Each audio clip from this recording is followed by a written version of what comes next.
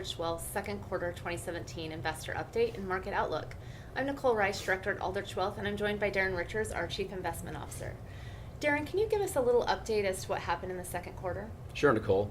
The S&P 500 was up 3% in the second quarter, and following the great first quarter, it's actually up 9% year to date. And to put that in perspective, that's the best opening 6 months since 2013.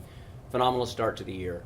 It's primarily been driven by earnings. The S&P 500 first quarter earnings were up 15%, which was above expectations.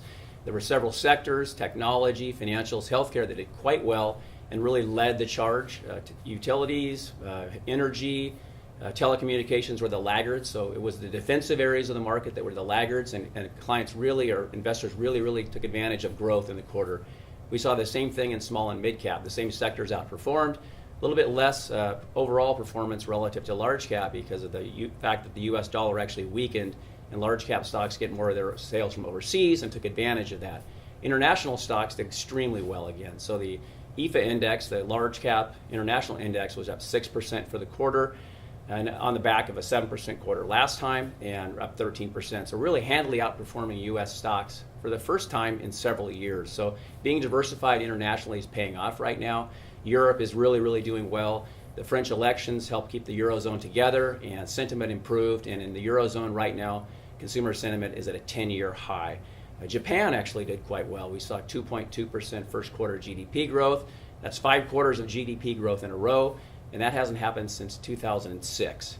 Emerging markets continue to do well. After a 12% first quarter, 6% second quarter, it's really been the dominant area of the market so far. Most of that's coming from Asia. We're seeing phenomenal growth there. Consumer demand is picking up, exports picking up, currencies have strengthened.